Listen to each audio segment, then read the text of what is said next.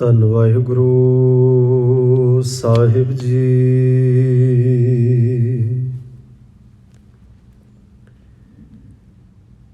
ਤੁਧਨੋ ਛੋੜ ਜਾਈਏ ਪ੍ਰਭੂ ਕੈ ਧਰ,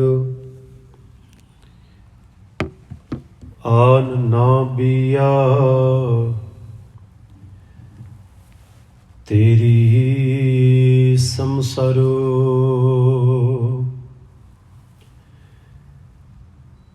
ਬਾਰ ਪਰਾਏ ਬੈਸਣਾ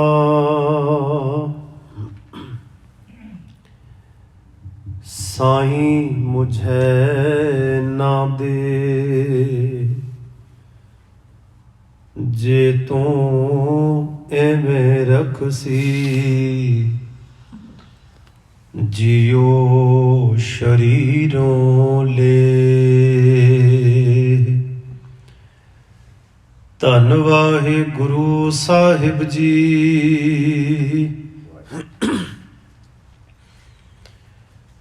ਉਸਤਤ ਨਿੰਦਿਆ ਨਾਹਿ ਜਹ, ਕੰਚਨ ਲੋਹ ਸਮਾਨ। ਕਹੁ ਨਾਨਕ ਸੁਨ ਰੇ ਮਨਾ, ਮੁਕਤ ਤਾਹੇ ਤੈ ਜਾਨ।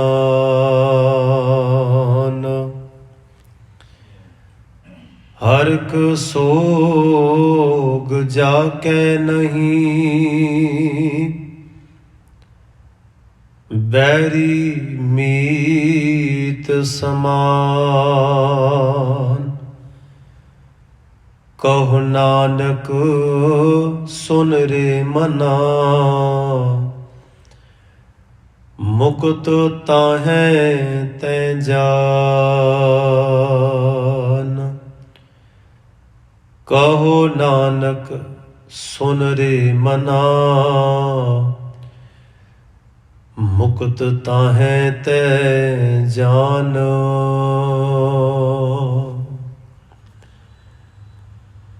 ਸਾਹਿਬ ਸਤਿਗੁਰੂ ਗੁਰੂ ਗ੍ਰੰਥ ਸਾਹਿਬ ਮਹਾਰਾਜ ਜੀ ਦੇ ਚਰਨ ਕਮਲਾਂ ਦੇ ਵਿੱਚ ਜੁੜ ਬੈਠੇ ਸਤਿਕਾਰੇ ਸਤਸੰਗੀ ਜਨੋ, ਗੁਰੂ ਮਹਾਰਾਜ ਵੱਲੋਂ ਬਖਸ਼ਿਸ਼ ਕੀਤੇ ਉਦਮ ਸਦਕਾ ਅਸੀਂ ਸਾਰੇ ਹੀ ਹਫ਼ਤਾਵਾਰੀ ਦੀਵਾਨਾਂ ਦੇ ਵਿੱਚ ਗੁਰਦੇਵ ਮਹਾਰਾਜ ਜੀ ਦੀ ਬਾਣੀ ਨੂੰ ਪਾਠ ਰੂਪ ਦੇ ਵਿੱਚ, ਕੀਰਤਨ ਰੂਪ ਦੇ ਵਿੱਚ ਸ਼ਰਵਣ ਕਰਕੇ ਆਨੰਦ ਮਾਣ ਰਹੇ ਹਾਂ।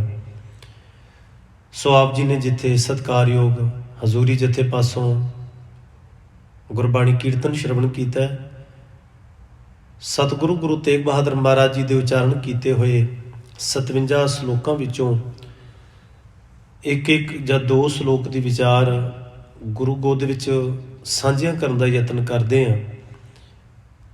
ਆਪ ਜੀ ਨੇ 14 ਅਤੇ 15 ਨੰਬਰ ਸ਼ਲੋਕ ਦਾ ਪਾਠ ਸ਼ਰਵਣ ਕੀਤਾ ਹੈ। ਗੁਰੂ ਦੀ ਅਸੀਸ ਲੈ ਕੇ ਇਹਨਾਂ ਮੁਬਾਰਕ ਸ਼ਲੋਕਾਂ ਨੂੰ ਰਲ ਮਿਲ ਬੈਠ ਵਿਚਾਰੀਏ। ਵਿਚਾਰਾਂ ਦੀ ਸਾਂਝ ਤੋਂ ਪਹਿਲਾਂ ਕਲਗੀਧਰ ਪਿਤਾ ਗੁਰੂ ਗੋਬਿੰਦ ਸਿੰਘ ਮਹਾਰਾਜ ਵੱਲੋਂ ਬਖਸ਼ਿਸ਼ ਕੀਤੀ ਫਤਿਹ ਨਾਲ ਸਾਂਝ ਪਾਓ। ਆਖੋ ਜੀ ਵਾਹਿਗੁਰੂ ਜੀ ਕਾ ਖਾਲਸਾ, ਵਾਹਿਗੁਰੂ ਜੀ ਕੀ ਫਤਿਹ। ਗੁਰਦੇਵ ਮਹਾਰਾਜ ਜੀ ਨੇ ਮਨੁੱਖੀ ਜੀਵਨ ਦੇ ਵਿੱਚ ਤਮਾਮ ਅਹਿਮ ਨੁਕਤਿਆਂ ਦੀ ਸਾਂਝ ਸਾਡੇ ਨਾਲ ਪਾਈ ਹੈ। ਗੁਰੂ ਸਾਹਿਬ ਨੇ ਇਹਨਾਂ ਦੋ ਸ਼ਲੋਕਾਂ ਦੇ ਵਿੱਚ ਇੱਕ ਖਾਸ ਵਿਸ਼ਾ ਨਾਲ ਸਾਂਝਾ ਕੀਤਾ ਹੈ, ਉਹ ਹੈ ਮੁਕਤੀ, ਮੁਕਤ। ਕਹੁ ਨਾਨਕ ਸੁਨ ਰੇ ਮਨਾ, ਮੁਕਤ ਤਾਹੇ ਤੈ ਜਾਨ। ਪ੍ਰਚਲਿਤ ਤੌਰ ਤੇ ਭਾਰਤੀ ਖਿੱਤੇ ਦੇ ਵਿੱਚ, ਜਾਂ ਇਉਂ ਕਹਿ ਲਈਏ ਮਨੂ ਸਿਮਰਤੀ ਦੇ ਮੁਤਾਬਕ, ਮਨੁੱਖੀ ਜੀਵਨ ਦੀ ਜਿਹੜੀ ਮੁਕਤੀ ਹੈ ਉਹ ਇਸ ਸਰੀਰ ਨੂੰ ਛੱਡਣ ਤੋਂ ਬਾਅਦ ਹੈ ਕਿ ਜਦੋਂ ਬੰਦਾ ਆਪਣੀ ਏਜ, ਆਪਣੀ ਉਮਰ ਬਤੀਤ ਕਰ ਲੈਂਦਾ ਹੈ, ਭਾਵ ਫਨਾ ਹੋ ਜਾਂਦਾ ਹੈ, ਮੌਤ ਦੀ ਗਰਾਹੀ ਬਣ ਜਾਂਦਾ ਹੈ, ਉਹਦੇ ਬਾਅਦ ਇਹਨੂੰ ਅਗਲੇ ਜਨਮ ਦੇ ਨਤੀਜਿਆਂ ਦੇ ਵਿੱਚ ਮੁਕਤ ਹੋਣਾ ਹੈ ਜਾਂ ਸਜ਼ਾ ਮਿਲਣੀ ਹੈ।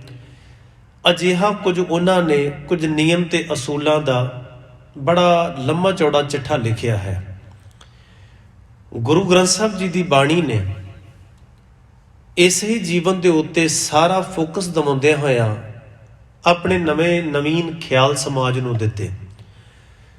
ਜਿੱਥੇ ਜਿੱਥੇ ਗੁਰੂ ਤੇਗ ਬਹਾਦਰ ਮਹਾਰਾਜ ਗਏ, ਪ੍ਰਚਾਰ ਦੌਰਾਨ ਗਏ, ਪ੍ਰੋਫੈਸਰ ਸਾਹਿਬ ਸਿੰਘ ਜੀ ਦੇ ਮੁਤਾਬਕ ਤੇ ਇਤਿਹਾਸ ਦੇ ਤਮਾਮ ਇਤਿਹਾਸਕਾਰਾਂ ਦੇ ਅਕੋਰਡਿੰਗ ਗੁਰੂ ਤੇਗ ਬਹਾਦਰ ਮਹਾਰਾਜ ਦੂਸਰੇ ਉਹ ਨਾਨਕ ਜੋਤ ਸਨ ਜਿਨ੍ਹਾਂ ਨੇ ਗੁਰੂ ਨਾਨਕ ਸਾਹਿਬ ਵਾਂਗ ਲੰਮੇ ਪ੍ਰਚਾਰ ਦੌਰੇ ਕੀਤੇ। ਪਹਿਲੇ ਪਾਤਸ਼ਾਹ ਨੇ ਆਪਣੇ ਆਪਣੇ ਇਲਾਕਿਆਂ ਦੇ ਵਿੱਚ ਨਗਰ ਵਸਾਏ, ਤਮਾਮ ਕਾਰਜ ਕੀਤੇ ਗੁਰਮਤਿ ਦੇ ਮੁਤਾਬਕ।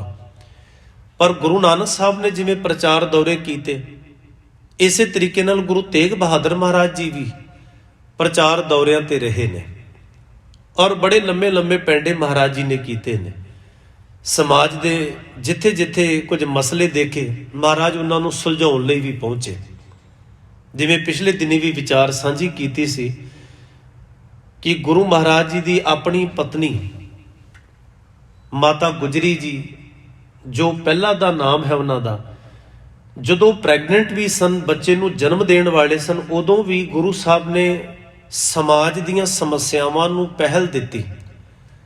ਦੋ ਰਾਜਿਆਂ ਦੇ ਬੜੇ ਵੱਡੇ ਮਫਾਦ ਨੂੰ ਸੁਲਝਾਉਣ ਵਾਸਤੇ ਕਿ ਉੱਥੇ ਖੂਨ ਦੀਆਂ ਨਦੀਆਂ ਵਹਿ ਤੁਰਨਗੀਆਂ, ਮਹਾਰਾਜ ਜੀ ਨੇ ਉਹਨਾਂ ਦੋਨਾਂ ਦੇ ਵਿੱਚ ਸੁਲ੍ਹਾ ਸਫਾਈ ਕਰਾਉਣ ਲਈ, ਰਜਾਮੰਦੀ ਕਰਾਉਣ ਲਈ, ਮਸਲੇ ਦੇ ਵਿੱਚੋਂ ਨਿਕਲਣ ਲਈ ਆਪਣੀ ਪਤਨੀ ਨੂੰ ਤੇ ਨਾਲ ਲਿਆਂਦੇ ਕੁਝ ਨਾਲ ਦੇ ਪਿਆਰੇ ਸਿੱਖਾਂ ਨੂੰ ਪਟਨਾ ਸਾਹਿਬ ਹੀ ਟਿਕਾ ਦਿੱਤਾ ਸੀ।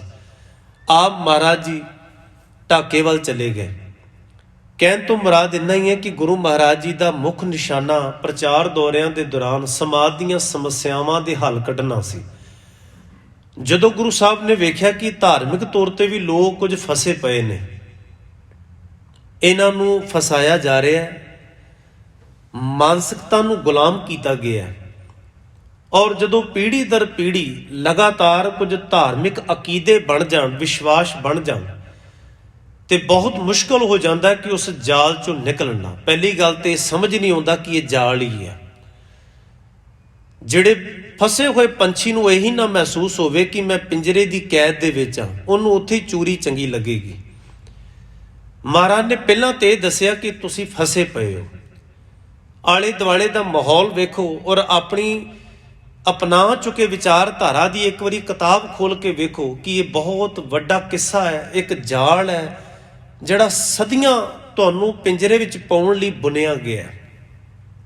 ਬਾਣੀ ਵਿੱਚ ਇਸੇ ਕਰਕੇ ਮਹਾਰਾਜ ਨੇ ਇਹ ਗੱਲ ਆਖੀ ਸੀ, ਮਛਲੀ ਜਾਲ ਨਾ ਜਾਣਿਆ ਸਰ ਖਾਰਾ ਅਸਗਾਹਾ, ਅਤ ਸਿਆਣੀ ਸੋਹਣੀ ਕਿਉਂ ਕੀਤੋ ਵਿਸਾਹਾ।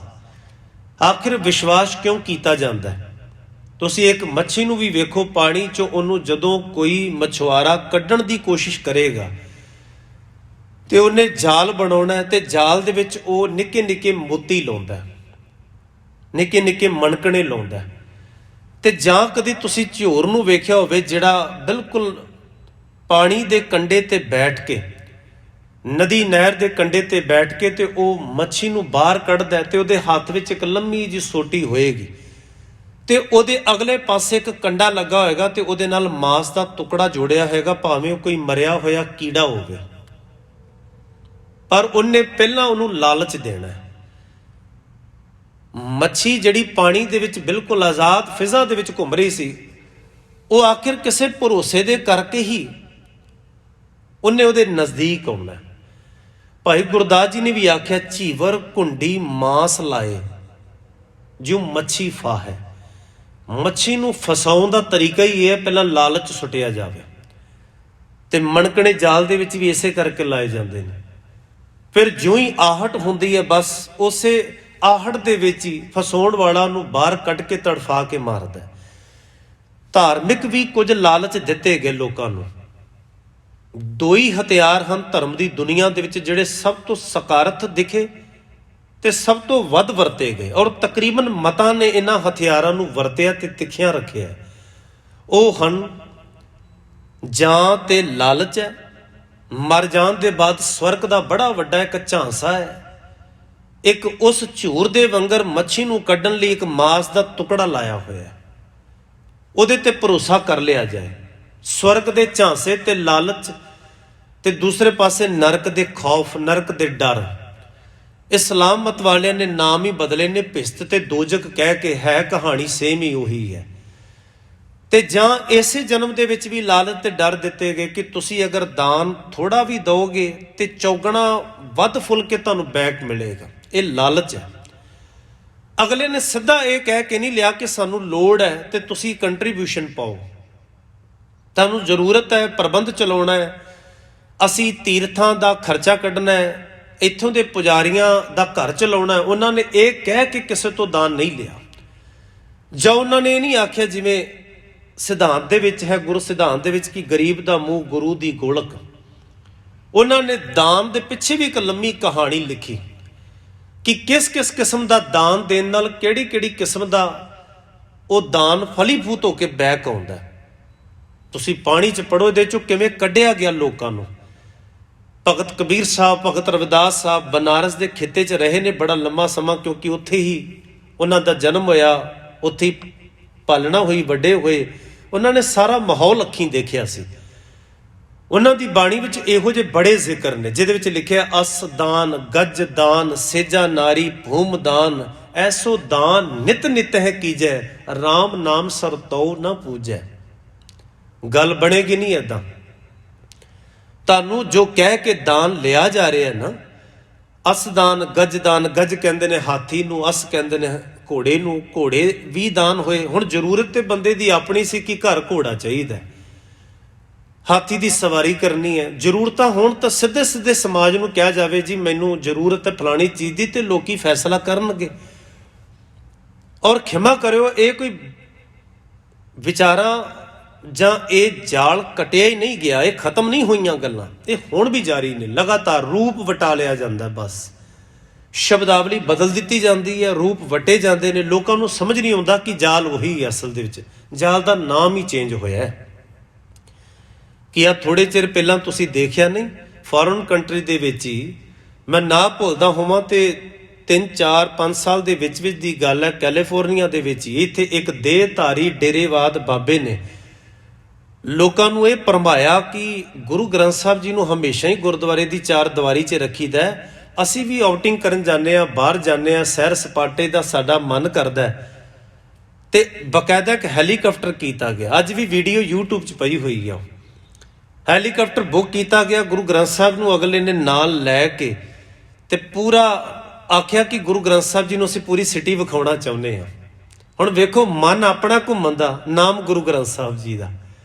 ਸਿੱਧਾ ਸਿੱਧਾ ਲੋਕਾਂ ਨੂੰ ਕਹੋ ਮੇਰਾ ਜੀਅ ਕਰਦਾ ਹੈਲੀਕਾਪਟਰ ਤੇ ਘੁੰਮਣ ਤੇ, ਪਰ ਧਰਮ ਨੂੰ ਕਿਉਂਕਿ ਵਰਤ ਕੇ ਲੋਕਾਂ ਦੇ ਇਮੋਸ਼ਨਲੀ ਜਿਹੜੀ ਬਲੈਕਮੇਲਿੰਗ ਉਹ ਸੌਖੀ ਹੋ ਜਾਂਦੀ ਹੈ, ਉਹ ਸੌਖੀ ਹੁੰਦੀ ਹੈ।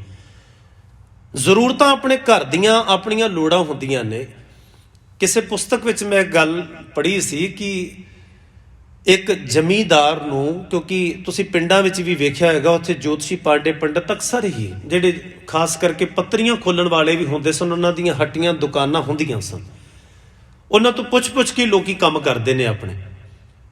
ਤੇ ਉਹ ਜ਼ਮੀਂਦਾਰ ਦਾ ਪਿਤਾ ਚੜ੍ਹਾਈ ਕਰ ਗਿਆ, ਤੇ ਆਂਢ ਗੁਆਂਢ ਦੇ ਰਿਸ਼ਤੇਦਾਰਾਂ ਨੇ ਆਖਿਆ ਏਦਾਂ ਗੱਲ ਨਹੀਂ ਬਣਨੀ, ਜਦੋਂ ਤੱਕ ਤੁਸੀਂ ਆਪਣੇ ਇਸ ਪਿਤਾ ਦੀ ਮੁਕਤੀ ਲਈ ਕੋਈ ਦਾਨ ਪੁੰਨ ਨਹੀਂ ਕਰਦੇ। ਤੇ ਪੁੱਛਿਆ ਗਿਆ, ਸੱਦਿਆ ਗਿਆ, ਆਖਿਆ ਜੀ ਦੱਸੋ, ਕਿਉਂਕਿ ਇਹ ਵੀ ਲਿਖਿਆ ਹੋਇਆ ਹੈ ਕਿ ਇਹਦੇ ਲਈ ਪੂਰਾ ਗ੍ਰੰਥ ਲਿਖਿਆ, ਉਹਦਾ ਨਾਮ ਹੈ ਗਰੁੜ ਪੁਰਾਣ। ਗਰੁੜ ਪੁਰਾਣ ਦੇ ਵਿੱਚ ਬੰਦੇ ਦੇ ਮਰਨ ਤੋਂ ਲੈ ਕੇ ਉਹਦੇ ਸਵਰਗ ਪਹੁੰਚਣ ਤੱਕ ਦਾ ਇੱਕ ਇੱਕ ਸਟੈਪ ਲਿਖਿਆ ਹੋਇਆ ਹੈ। ਨਿੱਕੀ ਨਿੱਕੀ ਗੱਲ ਅਗਲਿਆਂ ਨੇ ਲਿਖੀ ਹੋਈ ਹੈ। ਜਾਲ ਦੀਆਂ ਤੰਦਾਂ ਹੀ ਬੜੀਆਂ ਮਜ਼ਬੂਤ ਨੇ, ਬੰਦਾ ਨਿਕਲਦਾ ਕਿੱਥੋਂ। ਉਹਦੇ 'ਚ ਲਿਖਿਆ ਹੋਇਆ ਕਿ ਬੰਦਾ ਮਰ ਜਾਏ, ਅਗਰ ਉਹ ਮੰਜੇ ਤੇ ਹੈ, ਬੈੱਡ ਤੇ, ਉਹਨੂੰ ਉਸੇ ਟਾਈਮ ਥੱਲੇ ਲਾ ਲਵੋ, ਥੱਲੇ ਉਤਾਰ ਲਵੋ। ਉੱਥੇ ਫਿਰ ਦੱਬ ਦੀ ਘਾਹ ਲਿਖੀ ਹੋਈ ਹੈ, ਥੱਲੇ ਵਿਛਾਓ, ਇੱਕ ਕਿਸਮ ਦੀ ਘਾਹ ਹੈ। ਫਿਰ ਉਹਦੇ ਬਾਅਦ ਲਾਗੇ ਦੀਵਾ ਬਾਲ ਕੇ ਰੱਖੋ, ਉਹਦੇ ਵਿੱਚ ਚਾਂਦੀ ਦਾ ਸਿੱਕਾ ਵੀ ਪਏਗਾ। ਉਹ 365 ਦਿਨ ਦੀਵਾ ਘਰਦਿਆਂ ਨੂੰ ਬਾਲ ਕੇ ਰੱਖਣਾ ਪੈਣਾ ਹੈ, ਕਿਉਂਕਿ ਜਿਹੜਾ ਪ੍ਰਾਣੀ ਨਿਕਲ ਕੇ ਹੁਣੇ ਗਿਆ ਹੈ, ਹੁਣ ਉਹ ਨਵੇਂ ਸਫ਼ਰ ਤੇ ਹੈ, ਤੇ ਰਾਤ ਦੇ ਵਿੱਚ ਹਨੇਰਾ ਹੋਏਗਾ ਤੇ ਦੀਵਾ ਉੱਥੇ ਉਹਨੂੰ ਲਾਈਟ ਦਿਖਾਏਗਾ, ਉਹਨੂੰ ਰਸਤਾ ਵਿਖਾਏਗਾ, ਕਿਤੇ ਉਹ ਹੋਰ ਹੀ ਨਾ ਐਗਜ਼ਿਟ ਲੈ ਜਾਏ ਕਿਤੇ। ਹੁਣ ਉਹਦੇ ਵਿੱਚ ਨਾਲ ਕਿ ਉੱਥੋਂ ਉਹਨੂੰ ਧਾਰਮਿਕ ਸਥਾਨ ਤੇ ਮੱਥਾ ਟਿਕਾਉਣਾ ਹੈ, ਉਹਦੇ ਬਾਅਦ ਇਹਨੂੰ ਜਦੋਂ ਸੰਸਕਾਰ ਕਰਨਾ ਹੈ, 4 ਕਿੱਲੀਆਂ ਲਾਉਣੀਆਂ ਨੇ, ਧਾਗੇ ਬੰਨੇ ਨੇ, ਬੜਾ ਲੰਮਾ ਕਿੱਸਾ।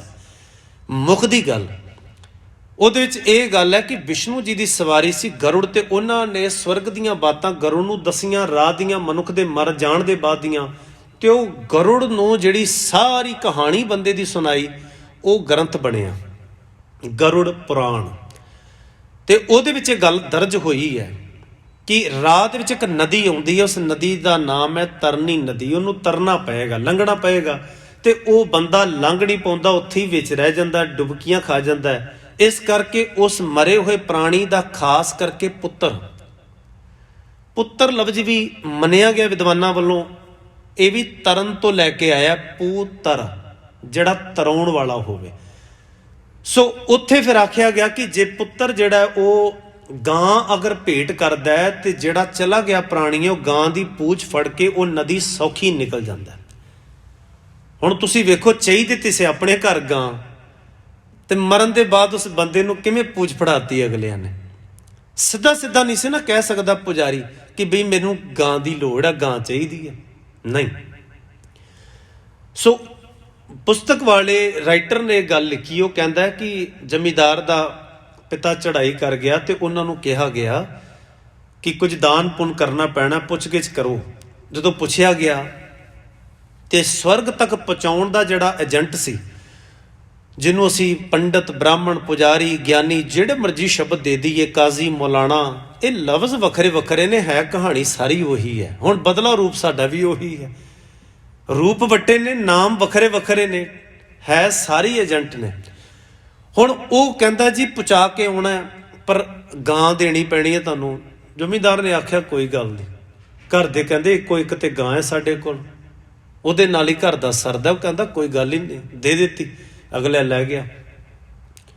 ਥੋੜੇ ਦਿਨ ਬੀਤੇ, ਜਦੋਂ ਉਹ ਪੰਡਤ ਜੀ ਉਹਨਾਂ ਨੂੰ ਟੱਕਰੇ, ਕਿਤੇ ਮਿਲ ਗਏ। ਉਹਨੇ ਪੁੱਛਿਆ, ਆਖਿਆ ਕਿ ਇੰਨੇ ਦਿਨ ਹੋ ਗਏ ਨੇ, ਪਿਤਾ ਜੀ ਦਾ ਕੋਈ ਖਬਰ ਹੋਵੇ? ਪਿਤਾ ਜੀ ਲੰਘ ਗਏ ਨੇ, ਉਹ ਰਸਤਾ, ਉਹ ਨਦੀ ਲੰਘ ਗਏ ਨੇ ਜਾਂ ਅਜੇ ਬਾਕੀ ਹੈ? ਉਹ ਕਹਿੰਦਾ ਉਹ ਤੇ ਕਦੋਂ ਦੀ ਲੰਘ ਗਏ ਨੇ। ਬਸ ਅਗਲੇ ਦਿਨ ਹੀ ਉਸ ਜ਼ਮੀਂਦਾਰ ਨੇ ਕੀ ਕੀਤਾ, ਆਪਣਾ ਪੁੱਤਰ ਨਾਲ ਲੈ ਕੇ, ਤੇ ਉਹ ਕਿੱਲੇ ਤੇ ਜਿਹੜੀ ਗਾਂ ਵੱਜੀ ਸੀ ਉਹਨੂੰ ਖੋਲਿਆ, ਤੇ ਰੱਸੀ ਖੋਲ ਕੇ ਤੁਰ ਪਏ ਆਪਣੇ ਘਰ ਨੂੰ। ਉਹ ਆਵਾਜ਼ ਮਾਰ ਕੇ ਕਹਿੰਦਾ ਵੀ ਇਹ ਕਿਉਂ ਲੈ ਚੱਲਾਂ ਤੂੰ ਖੋਲ ਕੇ, ਤੂੰ ਤੇ ਦੇਤੀ ਹੈ।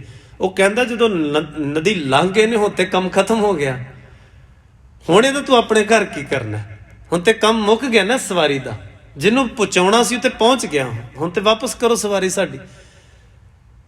ਸੋ ਗੱਲ ਸਮਾਜ ਨੂੰ ਕਿਸੇ ਨਾ ਕਿਸੇ ਤਰੀਕੇ ਨਾਲ ਲਾਲਚ ਜਾਂ ਡਰ, ਇਹ ਦੋ ਹਥਿਆਰਾਂ ਦੀ ਮਾਰ ਨਾਲ ਹੀ ਮਾਰਿਆ ਗਿਆ।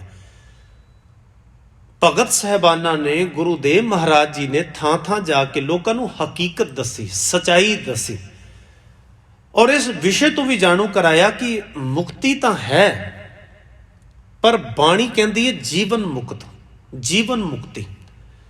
ਮਰ ਜਾਣ ਦੇ ਬਾਅਦ ਮੁਕਤੀ ਗੁਰਮਤ ਨਹੀਂ ਮੰਨਦੀ। ਬਾਣੀ ਵਿੱਚ ਤਾਂ ਸਪਸ਼ਟ ਲਿਖਿਆ ਗਿਆ, ਮੂਏ ਹੋਏ ਜੋ ਮੁਕਤ ਦਿਓਗੇ, ਮੁਕਤ ਨਾ ਜਾਣੇ ਕੋਇਲਾ। ਸਪਸ਼ਟ ਤੌਰ ਤੇ ਆਖਿਆ ਗਿਆ ਕਿ ਤੁਸੀਂ ਮੁਕਤੀ ਦਿਵਾਉਣ ਦੇ ਠੇਕੇਦਾਰ ਹੋ, ਤੁਹਾਨੂੰ ਰੱਬ ਨੇ ਪਰਮਿਸ਼ਨ ਦਿੱਤੀ ਹੈ, ਤੁਸੀਂ ਏਜੰਟ ਹੋ, ਪਰ ਕਿਹਨੂੰ ਪਤਾ ਲੱਗੇਗਾ ਤੁਸੀਂ ਇਹ ਸਾਜੋ ਸਮਾਨ ਦਾਨ ਪੁੰਨ ਲੈ ਕੇ ਬੰਦੇ ਨੂੰ ਪਹੁੰਚਾਤਾ, ਮੁਕਤ ਹੋ ਗਿਆ ਬੰਦਾ ਜਾਂ ਨਹੀਂ ਹੋਇਆ।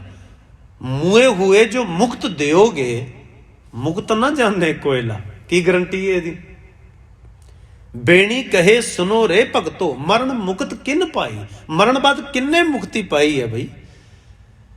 ਸੋ ਇਦਾਂ ਖਲਾਸੀ ਦਵਾਈ। ਹੁਣ ਮੁਕਤ ਦਾ ਅਸਲ ਅਰਥ ਬਣਦਾ ਹੈ ਆਜ਼ਾਦ ਹੋ ਜਾਣਾ, ਸੁਤੰਤਰ ਹੋਣਾ, ਤੇ ਗੁਰਮਤ ਦੇ ਫਲਸਫੇ ਦੇ ਵਿੱਚ ਹੈ ਖੁਦ ਮੁਖਤਿਆਰ ਹੋਣਾ, ਸੈਲਫ ਡਿਸੀਜ਼ਨ, ਆਜ਼ਾਦ ਹੋ ਕੇ ਸੋਚਣਾ, ਖੁਦ ਮੁਖਤਿਆਰੀ। ਤੁਸੀਂ ਆਪਣੇ ਫੈਸਲੇ ਆਪ ਕਰਨੇ ਸਿੱਖਣੇ।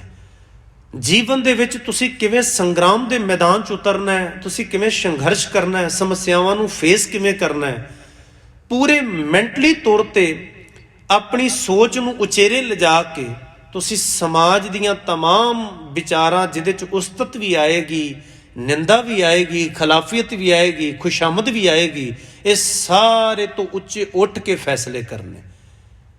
ਇਹਨੂੰ ਕਿਹਾ ਜਾਂਦਾ ਹੈ ਬੰਦਾ ਮੁਕਤ ਹੋ ਗਿਆ, ਜੀਵਨ ਮੁਕਤ ਹੋ ਗਿਆ।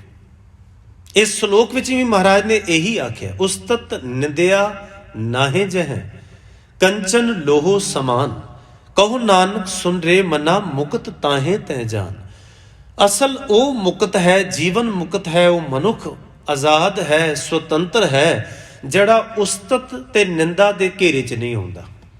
कोई उहदी खुशामद करे उन्होंने फर्क नहीं पैंदा, क्योंकि वो सुचेत है, वो जागदा है, ਉਹਦੇ ਕੋਲ ਸਮਝ ਹੈ, ਉਹ ਇਹਨਾਂ ਚੀਜ਼ਾਂ ਤੋਂ ਫ੍ਰੀ ਹੋ ਚੁੱਕਾ ਹੈ, ਉਪਰਾਮ ਹੋ ਗਿਆ, ਉੱਚਾ ਉੱਠ ਗਿਆ। ਲੋਕ ਮੇਰੀ ਉਸਤਤ ਝੂਠੀ ਖੁਸ਼ਾਮਦ ਕਰਦੇ ਨੇ ਜਾਂ ਨਹੀਂ, ਉਹਨੂੰ ਫਰਕ ਨਹੀਂ ਪੈਂਦਾ। ਔਰ ਜਿਹਨੂੰ ਪੈਂਦਾ ਹੈ ਸਮਝ ਲਓ ਕਿ ਉਹ ਘਿਰਿਆ ਪਿਆ ਜੇ, ਉਹ ਮੁਕਤ ਨਹੀਂ ਹੋਇਆ, ਉਹ ਇਹਨਾਂ ਚੀਜ਼ਾਂ ਤੋਂ ਫ੍ਰੀ ਨਹੀਂ ਹੋ ਸਕਿਆ। ਇਹ ਜੀਵਨ ਦੀ ਇੱਕ ਬੜੀ ਵੱਡੀ ਲੜਾਈ ਚੱਲਦੀ ਜੀਵਨ ਦੇ ਵਿੱਚ। ਆਪਾਂ ਬਾਣੀ ਜਦੋਂ ਕਹਿਣਾ ਨਾ ਮਨ ਜੀਤੈ ਜਗ ਜੀਤ, ਮਨ ਨੂੰ ਜਿੱਤ ਲਿਆ, ਜਗਤ ਨੂੰ ਜਿੱਤ ਲਿਆ। ਜਗਤ ਨੂੰ ਜਿੱਤਣਾ ਕੀ ਹੁੰਦਾ? ਕੀ ਬੰਦਾ ਜਿਹੜਾ ਆਪਣੇ ਮਨ ਤੇ ਕੰਟਰੋਲ ਕਰ ਲੇ ਕਿ ਉਹ ਦੁਨੀਆ ਦਾ ਬਾਦਸ਼ਾਹ ਬਣ ਜਾਂਦਾ ਹੈ? ਉਹ ਕੀ ਲੋਕੀ ਉਹਨੂੰ ਆਪਣਾ ਲੀਡਰ ਮੰਨ ਲੈਂਦੇ ਨੇ, ਉਹਨੇ ਜਗਤ ਜਿੱਤ ਲਿਆ? ਨਹੀਂ, ਅਸਲ ਦੇ ਵਿੱਚ ਭਾਵ ਇਹ ਹੈ ਕਿ ਜਿਹਨੇ ਆਪਣੇ ਮਨ ਨੂੰ ਕੰਟਰੋਲ 'ਚ ਕਰ ਲਿਆ, ਮਨ ਦੀਆਂ ਇਹੋ ਜਿਹੀਆਂ ਵੱਧਦੀਆਂ ਜਿਹੜੀਆਂ ਬਣਾਈਆਂ ਹੋਈਆਂ ਜ਼ਰੂਰਤਾਂ ਨੇ ਨਾ, ਵਾਧੂ ਦੀਆਂ ਜ਼ਰੂਰਤਾਂ ਨੇ, ਉਹਨਾਂ ਤੋਂ ਆਪਣੇ ਮਨ ਨੂੰ ਸੇਵ ਕਰ ਲਿਆ, ਸੇਫ ਕਰ ਲਿਆ, ਬਚਾ ਲਿਆ, ਮਨ ਜਿੱਤ ਲਿਆ, ਤੇ ਉਹਨੇ ਦੁਨੀਆ ਇਸ ਪੱਖੋਂ ਜਿੱਤ ਲਈ ਕਿ ਹੁਣ ਦੁਨੀਆ ਦੀ ਪਰਵਾਹ ਹੀ ਨਹੀਂ ਕਿਸੇ ਪੱਖੋਂ ਰਹੀ। ਲੋਕ ਸਾਰੇ ਇਕੱਠੇ ਹੋ ਕੇ, ਪੂਰਾ ਜਹਾਨ ਇਕੱਠਾ ਹੋ ਕੇ ਉਸ ਬੰਦੇ ਨੂੰ ਲਾਲਚ ਦੇ, ਉਸ ਬੰਦੇ ਨੂੰ ਕੋਈ ਆਫਰ ਦੇਵੇ, ਉਹ ਠੁਕਰਾ ਦਿੰਦਾ। ਉਹਨੇ ਜਿੱਤ ਲਿਆ ਸਭ ਕੁਝ। ਉਹ ਕਿਸੇ ਚੀਜ਼ ਦੇ ਤਕੜੀ 'ਚ ਪਾਇਆ ਤੋਲਿਆ ਨਹੀਂ ਜਾ ਸਕਦਾ, ਹਾਰ ਨਹੀਂ ਹੈ ਉੱਥੇ। ਵੇਖੋ ਬਾਣੀ ਨੇ ਜਦੋਂ ਇਹ ਗੱਲ ਆਖੀ ਹੈ ਨਾ, ਦੁੱਖ ਨਾਹੀ ਸਭ ਸੁਖੀ ਹੀ ਹੈ ਰੇ, ਏਕੈ ਏਕੀ ਨਿਤੈ। ਜਦੋਂ ਇੱਕ ਨਾਲ ਸੁਰਤਾ ਬਣ ਜਾਏ ਉਦੋਂ ਦੁੱਖ ਨਾਹੀ ਸਭ ਸੁਖੀ ਹੀ ਹੈ ਰੇ, ਏਕੈ ਏਕੀ ਨਿਤੈ। ਬੁਰਾ ਨਹੀਂ ਸਭ ਭਲਾ ਹੀ ਹੈ ਰੇ, ਹਾਰ ਨਹੀਂ ਸਭ ਜਿੱਤੈ। ਉਹ ਜਿੱਤਦਾ, ਜੇਤੂ ਬਣਦਾ। ਆਮ ਸਮਾਜ ਨੂੰ ਜਿੱਤਣਾ ਇਹ ਕੋਈ ਔਖਾ ਨਹੀਂ ਹੈਗਾ। ਇਹ ਤੇ ਤੁਸੀਂ ਦੋ ਛਿਲਣਾ ਹੱਥ 'ਚ ਫੜਾ ਦਿਓ, ਲੋਕੀ ਤੇ ਇੱਕ ਸ਼ਰਾਬ ਦੀ ਬੋਤਲ ਤੇ ਵੀ ਵੋਟ ਪਾ ਦਿੰਦੇ ਨੇ। ਇਹ ਜਿੱਤਣਾ ਕੋਈ ਔਖਾ ਨਹੀਂ ਹੈਗਾ। ਇਹ ਤਾਂ ਲੀਡਰ ਕਰਦੀ ਨਹੀਂ, ਰਸਤਾ ਤੇ ਸਾਰੇ ਹੀ ਅਪਣਾਉਂਦੇ ਨੇ। ਇਹ ਕੁਝ ਔਖਾ ਨਹੀਂ ਹੁੰਦਾ। ਜਿੱਤਣਾ ਤੇ ਹੁੰਦਾ ਹੈ ਕਿ ਸਮਾਜ ਸਾਰਾ ਇਕੱਠਾ ਇੱਕ ਪਾਸੇ ਤੇ ਤੁਹਾਡੇ ਅੰਦਰ ਦਾ ਕੰਟਰੋਲ ਮਨ ਦਾ ਇੱਕ ਪਾਸੇ।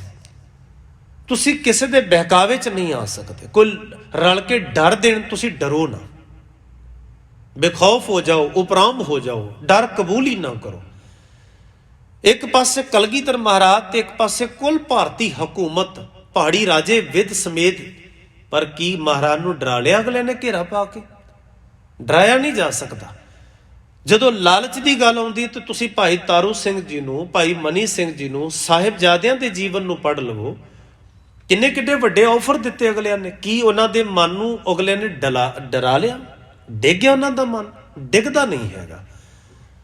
ਸੋ ਮਹਾਰਾਜ ਕਹਿੰਦੇ ਨੇ ਜਿਹੜਾ ਅਸਲ ਵਿੱਚ ਆਜ਼ਾਦ ਹੈ, ਫਰੀडम ਦੇ ਵਿੱਚ ਹੈ, ਸੈਲਫ ਡਿਸੀਜ਼ਨ ਦੇ ਵਿੱਚ ਹੈ, ਉਹ ਕਦੀ ਵੀ ਇਹਨਾਂ ਸਮਾਜ ਦੀਆਂ ਉਸਤਤ ਤੇ ਨਿੰਦਾ ਦੇ ਘੇਰੇ ਦੇ ਵਿੱਚ ਨਹੀਂ ਜਾਏਗਾ। ਉਸਤਤ ਤੇ ਨਿੰਦਿਆ ਨਾਹੀਂ ਜਹ।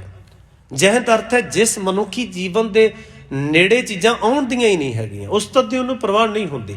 ਇੱਥੇ ਉਸਤਤ ਦਾ ਅਰਥ ਸਿਫਤ ਨਹੀਂ ਹੈਗਾ, ਇਹ ਨੈਗੇਟਿਵ ਵਰਡ ਨੇ। ਉਸਤਤ ਦਾ ਅਰਥ ਹੈ ਇੱਥੇ ਖੁਸ਼ਾਮਦ। ਉਸਤਤ ਤੇ ਹੁੰਦੀ ਹੈ ਗੁਣਾਂ ਦੀ, ਉਸਤਤ ਤੇ ਹੁੰਦੀ ਹੈ ਕਿਸੇ ਦੇ ਗਿਆਨ ਤੇ ਗੁਣਾਂ ਤੇ ਉਹਦੀ ਲਿਆਕਤ ਦੀ।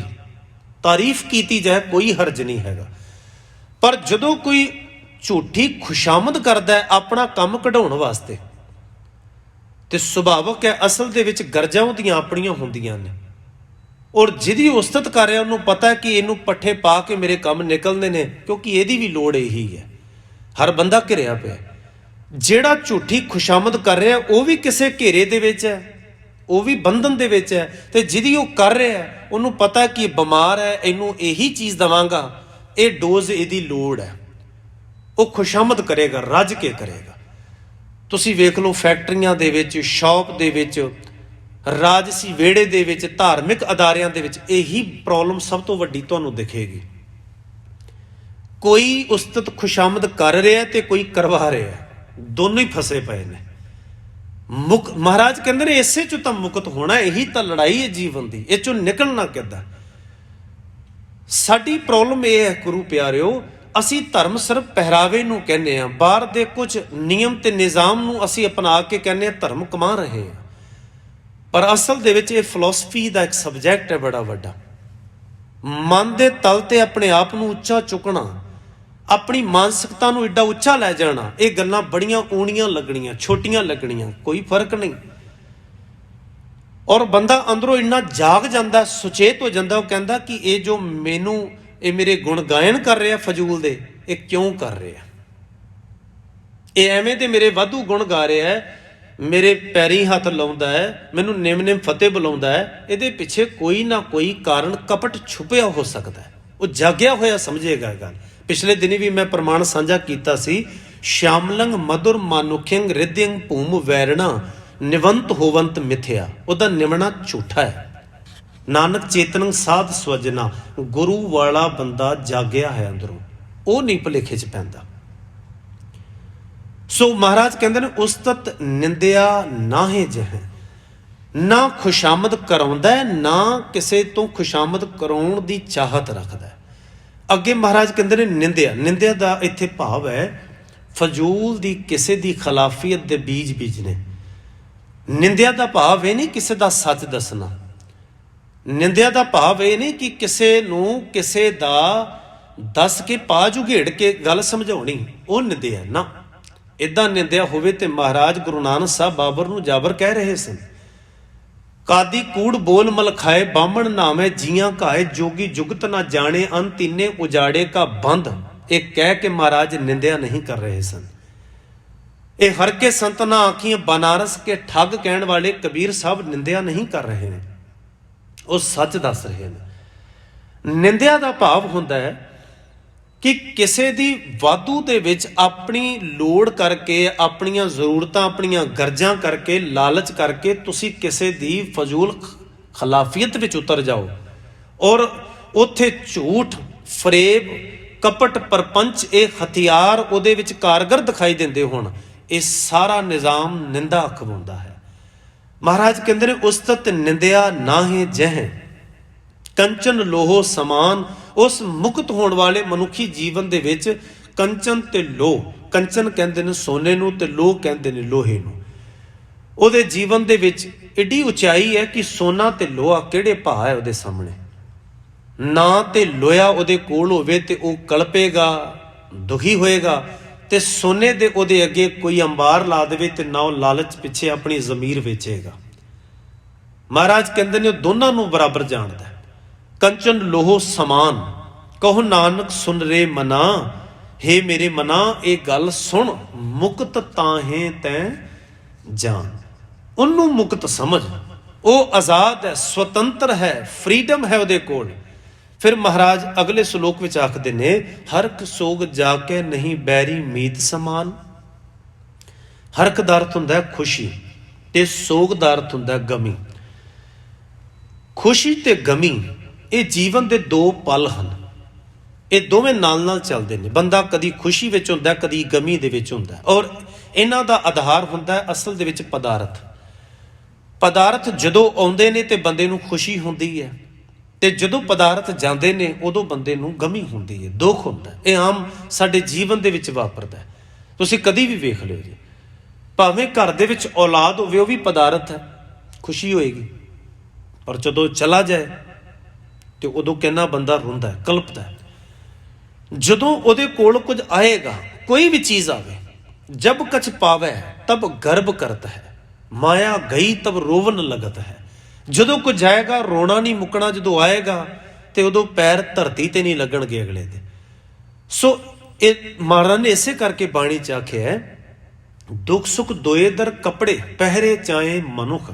ਜਿਵੇਂ ਬੰਦਾ ਕੱਪੜੇ ਚੇਂਜ ਕਰਨਾ ਚਾਹੁੰਦਾ ਨਾ, ਕੱਪੜੇ ਬਦਲਦਾ ਹੈ, ਸ਼ੌਂਕ ਰੱਖਦੇ ਹਾਂ ਅਸੀਂ ਕੱਪੜੇ ਬਦਲਣ ਲਈ। ਇਸ ਕਰਕੇ ਤੁਸੀਂ ਵੇਖੋ ਸਾਡੇ ਘਰ ਕੱਪੜਿਆਂ ਦੇ ਅੰਬਾਰ ਲੱਗੇ ਹੁੰਦੇ ਨੇ, ਕਿਉਂਕਿ ਕੱਪੜਾ ਗੰਦਾ ਹੋਇਆ ਜਾਂ ਨਹੀਂ ਹੋਇਆ, ਬੰਦਾ ਕਹਿੰਦਾ ਮੈਂ ਬਦਲਣਾ ਹੈ, ਚੇਂਜ ਕਰਨਾ, ਚੇਂਜਿੰਗ ਚਾਹੁੰਦਾ।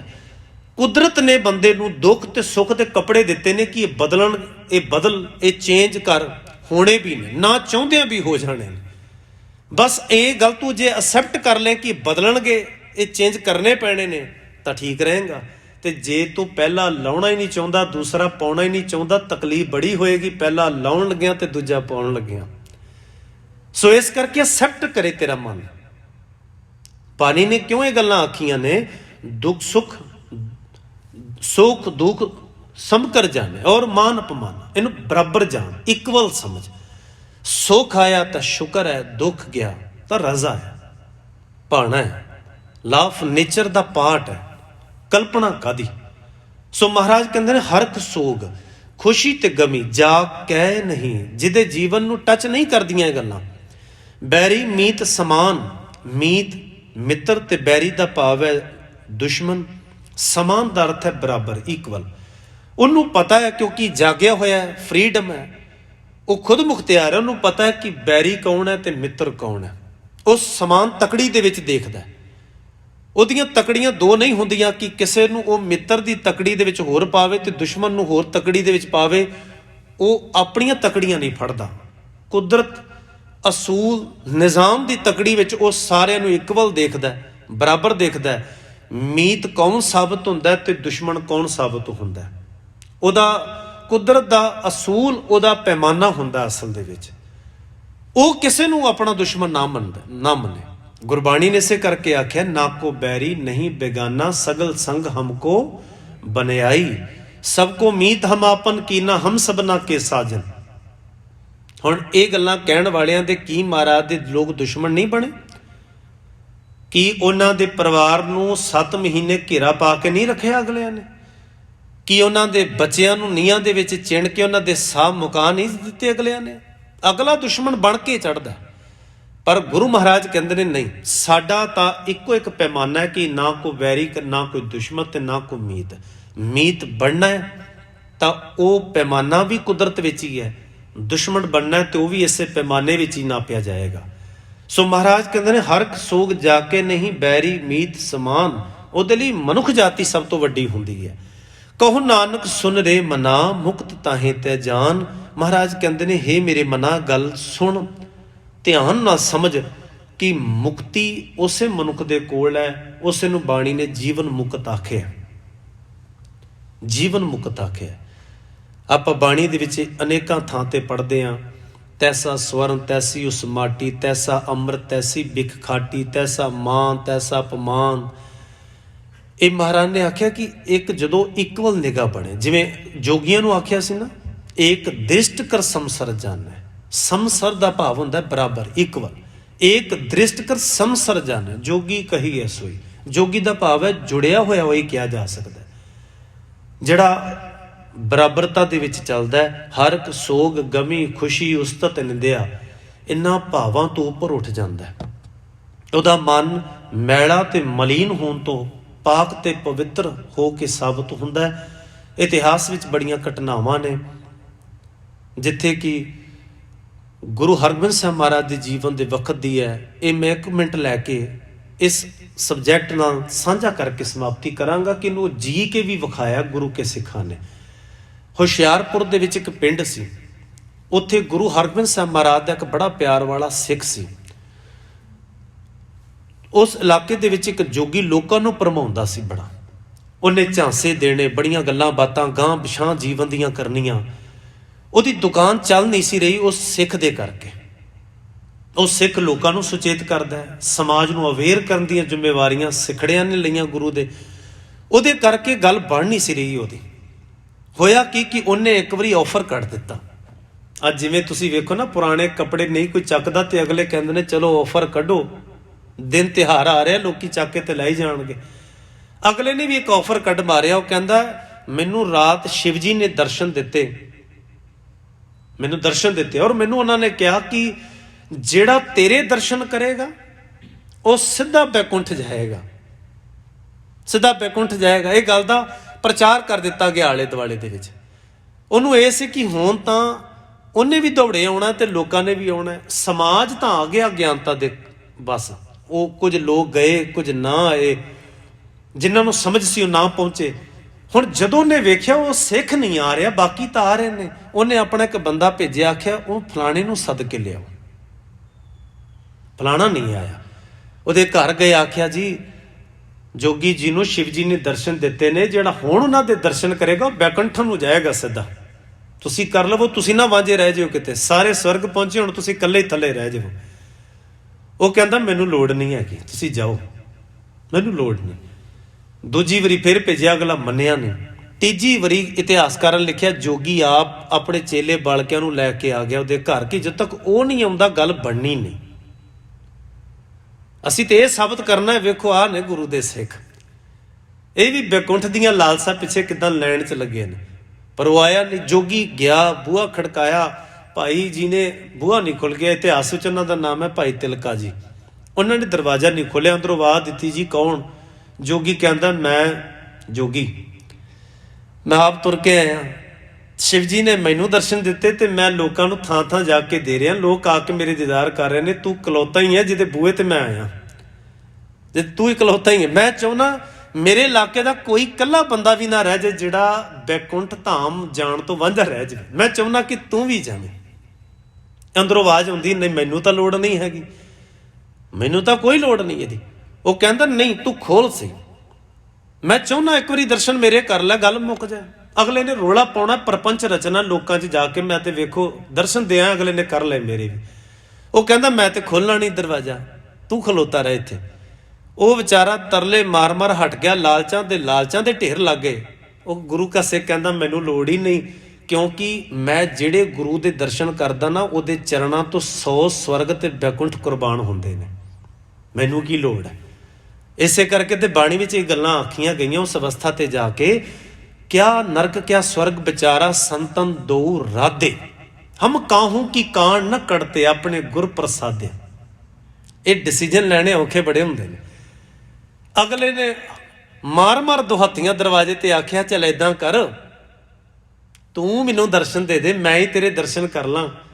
ਕਿ ਬਈ ਇੰਨਾ ਪੱਕੇ ਜਿਗਰੇ ਵਾਲਾ ਤੇ ਅਡੋਲ ਮਨ ਵਾਲਾ ਆਖਿਰ ਇਹ ਕਿੱਦਾਂ ਦਾ ਬੰਦਾ ਹੋਏਗਾ।